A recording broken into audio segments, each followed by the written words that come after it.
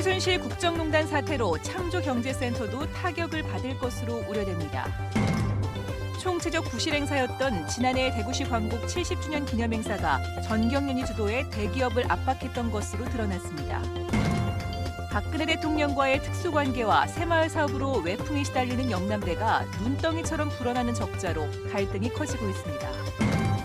프로축구 대구FC의 승격을 이끌었던 손현중 감독 대행이 대구FC 제9대 감독으로 취임했습니다. 시청자 여러분 안녕하십니까? 대구 경북 소식 전해드립니다. 아시아 태평양 경제협력체 APEC 정상회의에는 국무총리가 대신 참석하고 국가 최고 정책심의기관인 국무회의는 부총리가 대신 주재했습니다. 나라 안팎에서 제 역할을 하지 못하는 박근혜 정부의 국정 동력은 사실상 멈춰섰습니다. 정부의 핵심 사업인 창조경제혁신센터의 미래도 그리 밝아 보이지 않습니다. 창조란 말이 들어간 사업 예산은 대폭 줄어들 전망입니다. 한태현 기자가 보도합니다. 지난 2014년 박근혜 정부 초기 구미에 출범한 경북 창조경제혁신센터입니다. 삼성이 파트너로 참여하고 국비와 도비, 시비 등 600억 원을 투입해 오는 2019년까지 한시적으로 운영됩니다. 제조업의 혁신 역량을 강화하고 기술 강소기업을 육성하기 위해 설립됐습니다.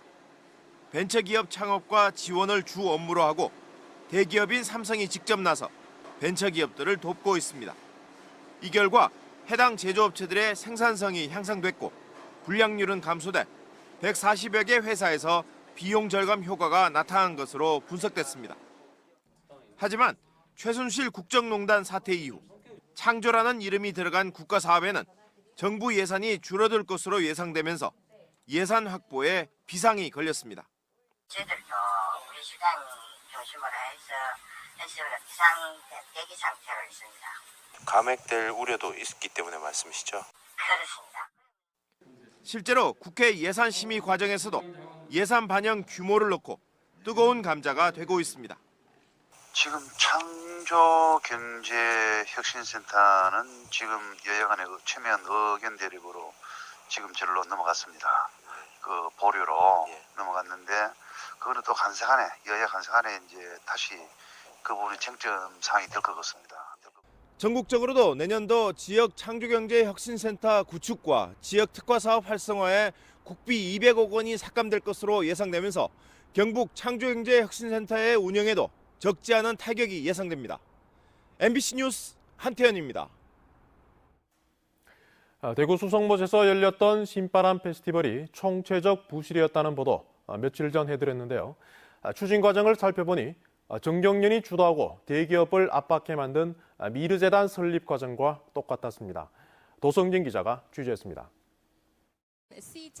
삼성 12억, 한화가 15억 원을 내 지난해 8월 14일 대구 수성못에서 열렸던 신바람 페스티벌. 광복 70주년 기념행사지만 창조경제를 홍보하는 내용들로 채워졌습니다. 행자부는 행사 불과 보름 전인 7월 29일에 대구 등 7개 시도에 긴급 공문을 보냈습니다. 당초 7월 16일에 작성된 전국 광복절 행사 계획 취합안에는 없던 행사가 불과 며칠 만에 끼어든 겁니다. 행자부가 공문을 보내기 이틀 전인 7월 27일 전경련이 9개 대기업 임직원을 불러 마련한 회의 내용이 다소 충격적입니다. 불꽃놀이를 맡은 한화는 안전을 위해 경찰과 소방이 동원돼야 하고 보통 4에서 6개월이 걸려 촉박하다고 했고 삼성은 행사 자체가 살얼음판을 걷는 것이라며 안전 문제를 제기합니다. SK는 섭외 시간 부족을, 현대차는 주체가 모호한 행사를 꼭 해야 하냐며 난색을 표합니다. 하지만 전경련은 광고와 지자체 협조를 우선적으로 해주겠다며 밀어붙입니다. 회의에 참석한 대기업 관계자가 폭로한 이 내용을 보면 석 달 뒤 설립된 미르재단의 형성 과정과 유사합니다. 권력 비리 의혹이 아닐 수 없고요. 기업의 주머니를 자신의 쌍짓돈처럼 쓰고 있는 오늘날의 정권의 모습이 그대로 또 여기에서도 드러납니다. 전경련은 대기업이 주도한 행사라며 줄곧 청와대와 정부 개입 의혹을 부인하고 있지만 일사천리로 진행된 과정을 보면 이해하기 힘든 부분이 많습니다. 창조경제 홍보 그리고 메르스 정부 대응 실패에 대한 비판 여론 잠재우기 위해서 행사를 무리하게 추진한 것 아닙니까? 정부에서. 꼭 굳이 그렇게 볼 수는 아닌 것 같고요.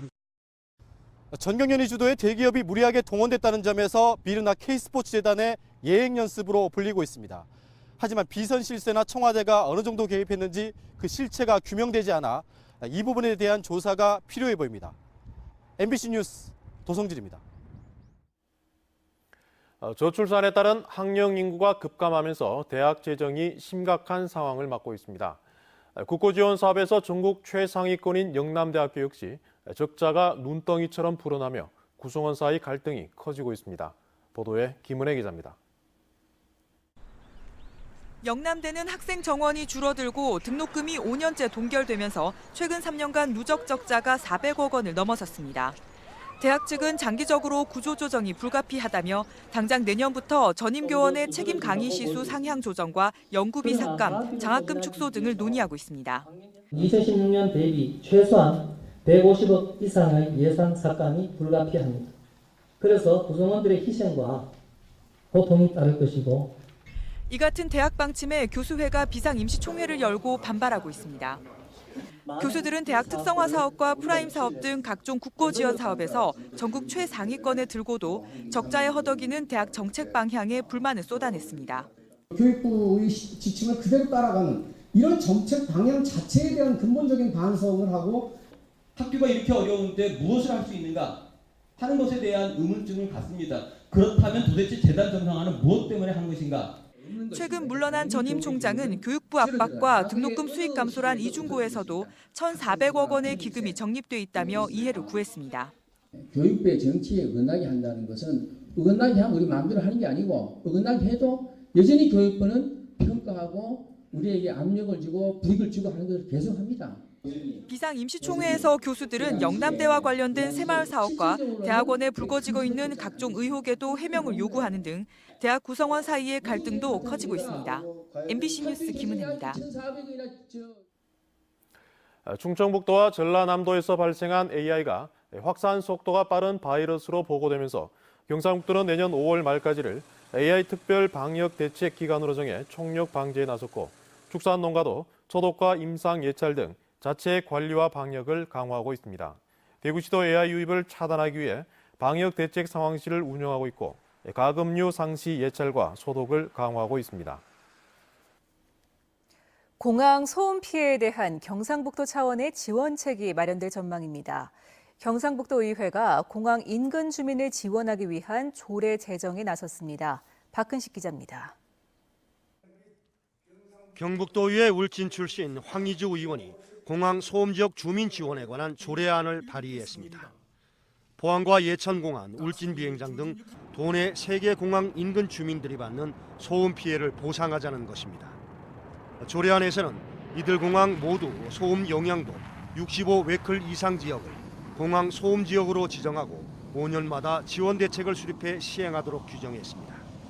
현행 법률에 군사공항은 소음 보상 지역에서 제외돼 있어 포항과 예천공항은 소송 이외에는 지원을 받을 수 없고 민간공항인 울진 비행장은 소음도가 75 웨클로 높게 돼 있어 실질적 혜택을 받기가 어렵기 때문입니다.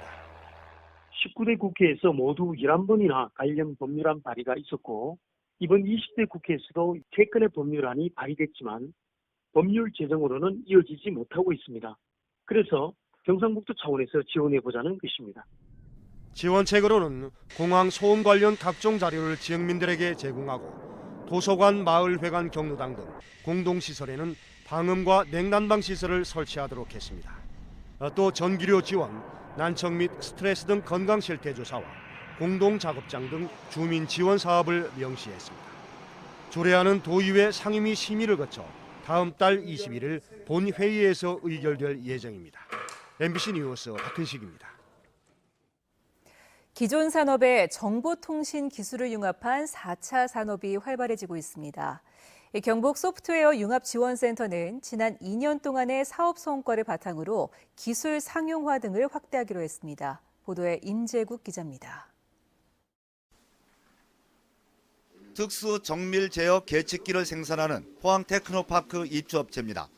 끊임없는 연구 개발과 장비 국산화 등으로 창업한 지 10년 만에 선두 기업이 됐습니다. 경북 소프트웨어 융합센터의 각종 지원도 기업 성장에 한 몫을 했습니다. 상품화하기, 개발하기에 비용이 많이 드는데 그 비용을 소프트웨어 융합센터에서 지원해 줌으로써 저희들이 시제품 제작하는 데 아주 많이 도움이 되었습니다. 경북 소프트웨어 융합센터는 이 기업을 비롯해 49개 기업을 대상으로 기술 지원과 공동 과제를 시행하고 있습니다. 특히 지난해 46억 원을 지원해 매출이 29% 이상 늘었고 직간접 고용 인원도 500명을 넘었습니다. 연구개발비 지원을 받는 게 크고요. 기술 교류 이제 세미나를 통한 이게 기업체들 간의 이런 IoT 기업체들 간의 정보 공유 이런 부분들이 굉장히 많은 도움이 되고 있습니다.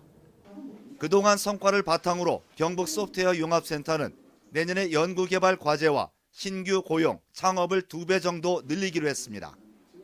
제품에 대한 상용화를 특별히 지원을 해서 실제로 그분들이 제작한 어떤 여러 가지 기술력을 제품화해서 우리 사회에 보급하는 어떤 그런 역할을 하려고 합니다. 소프트웨어 융합 사업이 어느 정도 성과를 내면서 지역의 새로운 성장 동력이 될 수 있을지 기대를 모으고 있습니다. MBC 뉴스 임재욱입니다. 대구공항 이전 후보지 발표가 임박한 가운데 K2 군공항 영천 이전 반대 시민대책위는 오늘 국방부 군공항 이전 사업단에 이달 말에 예정된 예비 이전 후보지 선정 과정에서 영천을 제외해 줄 것을 요구하는 공문을 전달했습니다. 대책위는 영천이 예비 이전 후보지로 발표되더라도 K2 군공항 영천 이전을 반대하는 시민들의 여론 때문에 최종 이전 후보지로 선정되지 못할 것이라며 명분만 잃는 이전 사업이 될 것이라고 비판했습니다. 프로축구 대구FC의 1부 리그 승격을 이끈 손현준 감독 대행이 오늘 대행 꼬리표를 떼내고 감독으로 정식 취임했습니다. 내년 시즌이 기대되는 대구FC 선수단을 서곤 기자가 만나봤습니다. 대구FC의 클래식 승격을 이뤄낸 손현준 감독 대행이 내년 시즌에는 명실상부한 사령탑으로서 대구FC5를 이끕니다. 팀의 9번째 감독에 취임한 손현준 감독은 함께해준 선수들에게 먼저 고마움을 전했습니다. 너무 힘든 여건 속에서도 묵묵히 따라와주고 그리고 최선을 다해준 우리 선수 여러분들이 제게 내린 크나큰 선물이라 생각합니다. 다음 시즌 클래식 무대에선 더 강한 의지로 모든 것을 새롭게 하겠다는 각오도 다졌습니다. 생각의 전환입니다. 생각의 전환이고 간절함이고 그리고 행동의 변화 이 모든 게 먼저 이루어져야 된다고 생각합니다. 물론 선수 보강, 좋은 선수 보강, 농궁의 보강 이런 것도 많이 물론 해줘야 되겠지만 오랜 시간 함께했던 선수들은 그동안 보여준 송 감독의 소통의 힘을 신뢰하면서 반기는 분위기였습니다.